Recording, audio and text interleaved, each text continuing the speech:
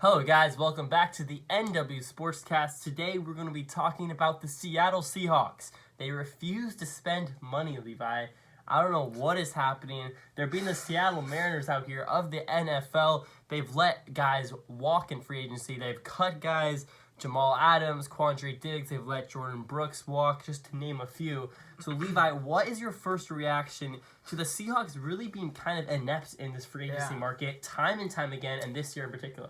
My first reaction is I don't think that this is a team that is right now in a position where they think we want to go all in. Yeah. Because if they wanted to go all in, there's ways you can manipulate the cap. You know, look at what the Saints did with Drew Brees. Look at what the Chiefs are doing with Mahomes. Look at what the Patriots with Tom Brady. They've found ways to manipulate the cap so they could still spend in free agency 100%. and be able to win consistently. But instead, the Seahawks, right now at least, we're keeping pretty tight. You know, we have about $20 or so million left in the cap. I think we have more. It depends on a couple things. Depends on like the Tyler Lockett restructure. Well, it depends. Yeah, we don't know the details on that, and obviously we do have to pay for the draft picks, but it appears that we are not really looking to push that cap limit right now. And what that meant is, you know, we lost a couple of linebackers, we lost a couple of safeties. I'll say, though, the only one I'm really disappointed in losing is Quandre. I think, to be honest, Jordan Brooks was kind of mid. I disagree. And Bobby Wagner. How do you not care about Jordan Brooks? Okay, look, Jordan Brooks gets a lot of tackles, and that's about it. So you don't think he covers well? I mean, I think I think both of our starting linebackers are gone. I think Jordan Brooks is pretty replaceable. I don't view him as like a superstar player. Now, I would have signed him. Don't get me wrong. For what he got? Yeah, exactly. For what he got, I would have signed him. But I think we can Patrick replace Queen him. got. And that's the real thing. Patrick Queen got like something like 12.5, 13 million. And a lot of CX fans wanted Patrick Queen. Well, it makes so much sense. Mike does. McDonald, ex-Ravens, defensive coordinator. Yeah. A lot of people think that Patrick Queen was only as good as Mike McDonald. Like, Mike McDonald was part of the reason why Patrick Queen was so good. I feel like it made a lot of sense for Queen to come to Seattle. It would have. I'm not sure what the process was there for Queen, if maybe the Seahawks didn't offer him anything, what happened, but we have cap money. Honestly, I feel like we might just not have offered. But I didn't hear any rumors about it. Right? Yeah. Usually you hear, like, the Seahawks are in talks with X player. I haven't heard that. We did get some tight ends. You know, we re-signed Noah Fant and Farrah Brown. Not that Parkinson walk, let Disley walk. Noah Fant is very good. Personally, I thought he's kind of overrated, but Disley was. I mean, we were overpaying Disley, so now he's gonna go be overpaid by somebody else, and Parkinson getting overpaid by the Rams. Overpaid by the Rams. Massive overpay. Yeah, but so we're kind of here just to talk about the current state of the Seattle Seahawks as it stands on day 3 of free agency. Yeah. This team is worse than it was to end the season, and this is a team that still missed the playoffs. So you're worse than a team that missed the playoffs by just a game, but still, it definitely makes you think about what the future of this franchise moving forward will look like. Yeah. You but you let Geno Smith stay in Seattle. You don't cut him before that February deadline.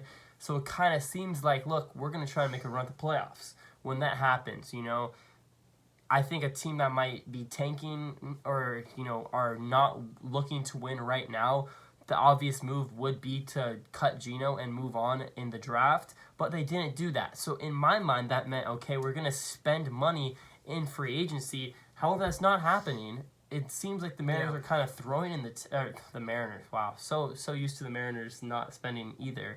But it seems like the Seahawks are kind of throwing in the towel, in a sense. A little bit, it kind of feels like it. But we let Geno Smith come back for like one more year. It doesn't really make sense to me. We still have DK Metcalf.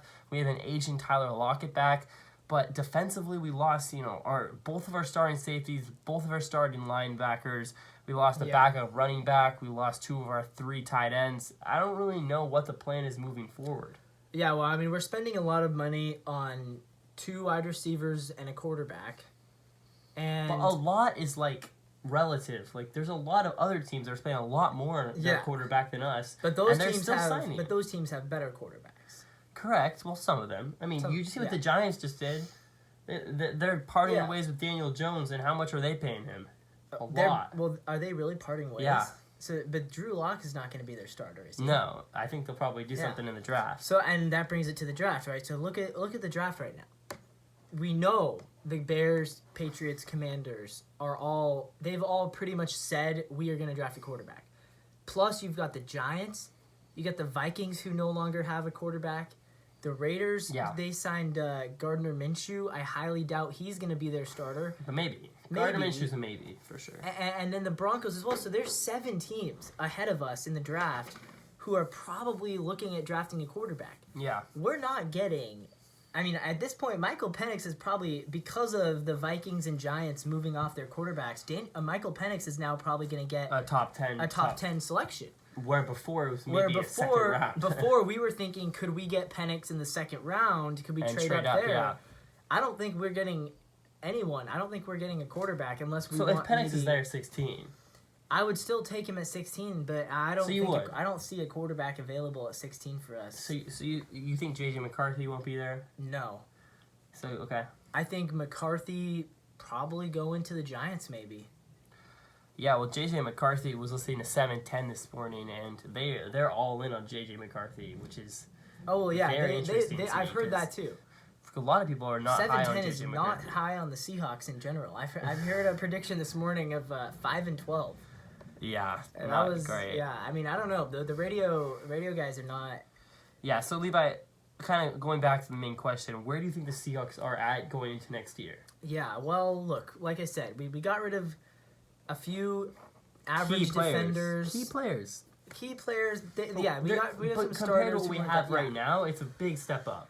I know you don't like Jordan Brooks, but who are we starting right now? Exactly. I don't know who our backup linebackers are. So there you go. But yeah, they're probably right. We're probably 5-6 win team right now. I'm leaning like 7. It's really tough to win in the NFL when you're paying a good quarterback. You either have to pay the elite quarterback who can carry the team, or you have to not pay for the young quarterback who can get carried by the team. That's kind of the two ways to win. The 49ers or it's the Chiefs. Yeah.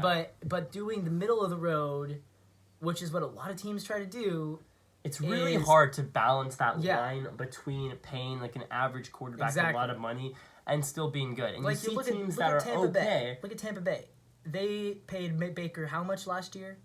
Not much. 12 mil, I'm pretty sure. But now he's getting a lot. Now he's getting 32 mil. You think they're going to be as good? No. I doubt it. Because he's the same player. He's the same player, but now they have less money to put into other players. And even last year, they weren't some team that people were scared of in the playoffs. Exactly. And, you see the Vikings did it for a long time with Kirk Cousins, kind of balanced now that. The Falcons. The Raiders did it with Derek Carr. I mean, you can look at examples of these teams overpaying mediocre quarterbacks, which is why I've said we need to get a young quarterback in the draft. I even was on, when everyone was hating on J.J. McCarthy, and you were too, I was even saying, Levi, I would still take J.J. McCarthy at 16 if he's there. And a lot of people said, that's not a smart move. J.J. McCarthy's bound to be a bust. But I just want us to try something out. Yeah. I think the more swings you take at a quarterback, eventually you're going to hit one. Exactly. And, you might swing and miss a few times, but I'd rather swing and miss a few times and then land someone instead of never taking a swing and never getting a quarterback. Because it's the difference between potentially going to a Super Bowl and potentially going to the playoffs. I'd rather be really bad for a chance to go to the Super Bowl. Yeah. So if that means move on from Geno and start a really bad J.J. McCarthy, great. Now he's bad and we move on and we keep it moving. But the problem is fans and management are not that patient. They don't want to lose a bunch. Yeah, but fans would rather win Geno's gonna give 10-7. Geno's going to give him 8 to 10 wins on a good season. Yeah. Like, Geno's peak is 9-10 wins. Yeah. But fans are fine with 10 And wins. people forget, Geno's getting older. He is getting older. Like, he hasn't been in the league that long, but that doesn't mean he's not old, He's... I think he's 33. Yeah, so he's on the wrong side of 30. He declined after his first year as a full starter. Yeah. He's, he has more weapons than almost any team in the NFL, and he's still producing like this. Granted, his offensive line's bad, but, now we have a really defensive, a very defensive head coach, which I know Pete Carroll was too. He has a new offensive coordinator, so we'll see what happens there with Grubb. I just don't love where this team is headed, and I think we're at about 6 or 7 wins, where before I thought we were between 8 and 10. we have so many holes to fill in the draft. How do you fill, both linebackers, 2 safeties, all of these different positions, O-line, D-line, we still need an edge. We still need to protect Geno Smith. So how are you going to do all this in the draft when you have a first round, a couple of thirds, and, a bunch of nothing else? Well, what you have to do, Drew... You do it in free agency, which is what we're not doing. But you're saying how to do in the draft. So I'll take that question, right? In the draft... It's not possible. You have to just attack the D-line and the O-line heavy.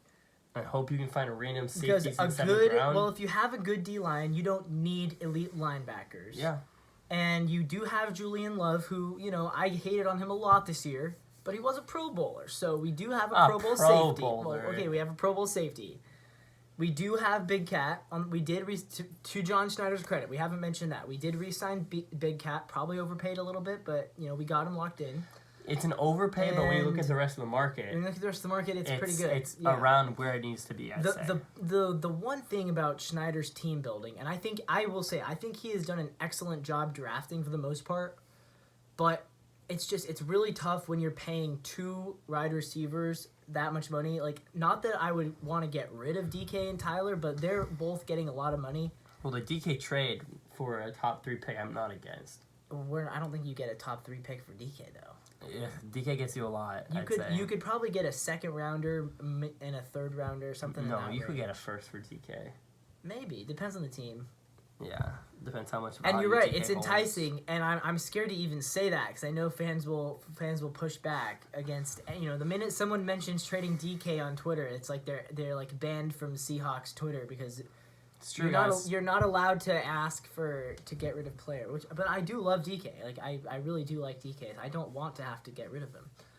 But look at what the Chiefs did. They had to trade Tyreek, and what they do, they won the Super Bowl. But the difference between the Chiefs and us is they have an elite quarterback. One is Patton, the elite quarterback, the quarterback above all quarterbacks, and we have a middling 33-year-old named Geno Smith who's been a starter now for 2 years. But Drew, he's a top 5 quarterback. Look at the expected yards per play. Oh, forgot about that. Look, guys, bottom line, this Seahawks team is moving in the wrong direction. They're trending in the wrong direction, and there's some backlash from fans, but I don't think there's as much backlash as I would expect, to be honest. I don't think John Schneider is attacking this free agency well at all. Maybe he's tried and he's gotten outbid. Maybe he's stingy with the money. Maybe he's...